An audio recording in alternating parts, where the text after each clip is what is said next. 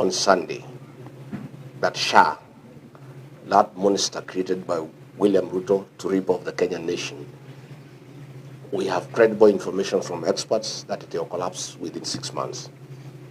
Since then, Aden Duale has been ranting and writing tweets after every 5 minutes the whole night and posting videos crying that all is well.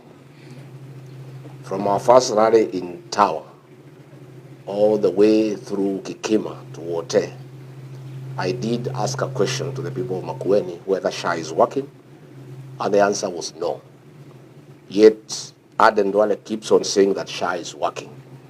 But we are on the ground, and our work is to listen to the ground. The people of Makueni, like the rest of Kenyans, know that SHA is a failure. And SHA will collapse because it was not a program to sort out health insurance, but a scheme to rip off the people of Kenya. Aden Duale did challenge me to give information and facts as to what I said. And I've seen he was busy the whole night crying. Let him stop crying. He needs to preserve those tears because what is coming is much more. And we'll continue every day. And I want to thank the people of Kenya, especially public servants, civil servants who are disgruntled by what is happening in Kenya, the theft of public resources, wanton corruption, misappropriation of public funds. They keep on giving us information. I want to assure them that we will treat the information with confidentiality and will not expose them so that they are not exposed to harm by the state. Before the launch of SHA, NHIF had proposed that they be provided with 800 million Kenya shillings to create a new system, to upgrade the system that they had, to make it compliant to the present times.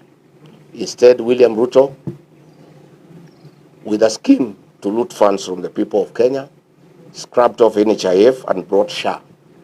And a system was procured at a cost of 104 billion Kenya shillings. NHIF had indicated that they only needed 800 million Kenya shillings to upgrade the system. A consortium was created, and in this consortium there was Apero Limited with 59.85% shares. This Apero is associated with Aden. Then Safaricom Kenya Limited, 22.56%. Then Convergence Network Solutions Limited with 17.89%.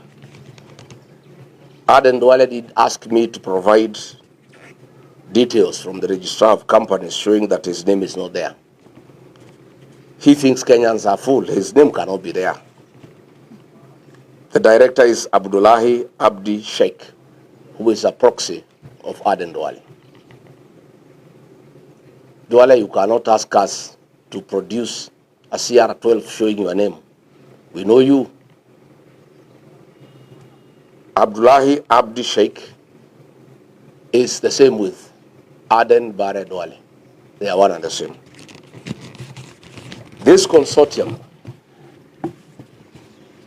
procured the system from Savannah Informatics at a cost of 1 billion Kenya shillings.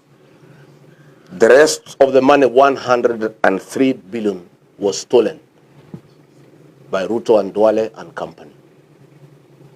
The whole system costed 1 billion shillings, which is more or less what the defunct NHIF had proposed because they had put it at 800 million. IT experts from the defunct NHIF were relocated to Dubai, where they are running this system. Every second of the month, Convergence Network Solutions Limited receives 600 million, and Aden Duale makes sure that they are paid promptly without failure.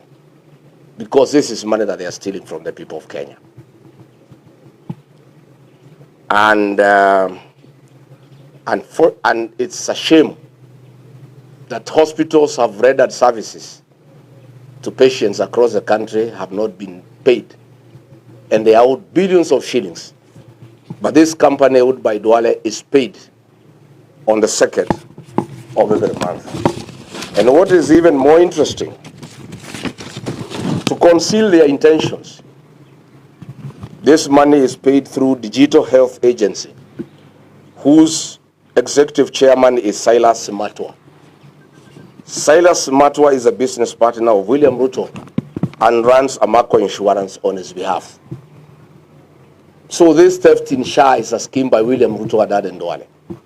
Why is the money paid through Digital Health Agency, whose executive chairman is Silas Matwa?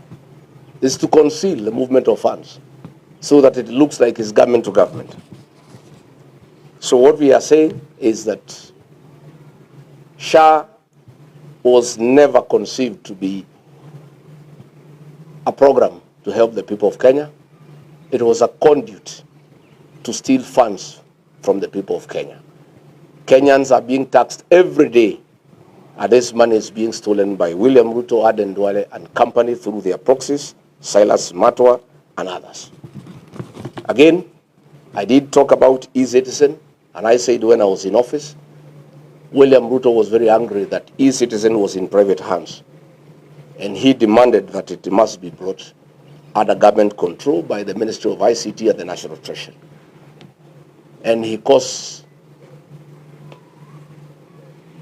a lot of fury and demanded that that should happen. Little did I know this was a scheme to smoke out the owner so that he can negotiate with them. And when they eventually presented themselves, he demanded that they cede 80% of the company to him through a proxy called Linus Kipngetich. Again, Linus Kipngetich, who is now working in State House, holds 190,000 shares in Amaco on behalf of William Ruto. And it is him who withdrew 6.3 billion shillings in cash from Equity, from the e-citizen account. It's a shame that in Kenyatta National Hospital, patients pay for their stay there through e-citizen, but no funds are remitted back to the hospital to help the patients, to buy drugs, to buy reagents, and to buy food. Indeed, patients in Kenyatta National Hospital are not dying because of the disease that brought them to hospital, but they are dying for lack of food. It's a shame. So as we speak, we are excited to be here in Makueni because the people are resolute that they want to be part and parcel of the forthcoming liberation of the Republic of Kenya. And we are very encouraged from what we have seen, and we want to assure the people of Makueni, and indeed the entire country, that we are clear that we will do what they want. They want us to give them a single presidential candidate to face William Ruto. That determination from our party's leaders is firm and nothing can change. I want to assure the people of Kenya that on a daily basis we'll continue to expose William Ruto and his government on all the evil things that are going on in the country. We will not be intimidated by personal attacks and attempts to divert us from what we need to do for the people of Kenya. Finally, let me also join the Honorable Stephen Kalonzo Musyoka in expressing disgust and horror at what happened in the middle of the night at Gekomba. When we were campaigning with William Ruto, I was running it. We made a firm undertaking to the people of Kenya that in the new administration, demolitions and evictions will never happen. And if they have to happen, the people being evicted must first be relocated to their new places of occupation. We also did agree that no demolition and eviction will ever be done at night. I started differing with William Ruto, our second year in office, when he went against what we had agreed and started a systematic program of evicting people from their land and from where they have lived for life. What happened last night is inhuman, it's brutal, it's unacceptable. It is persecution of small traders. And we ask him, William Ruto, we know, we understand your frustration that Kenyans want to send you home to be a one-term president. But why are you at war with the Kenyans? You are at war with the Kenyans. Why do you release policemen and other people with such vicious brutality in the middle of the night to persecute the people of Kenya? The purported arrest of Sakaja was diversionary. It was a red herring. It was meant to divert attention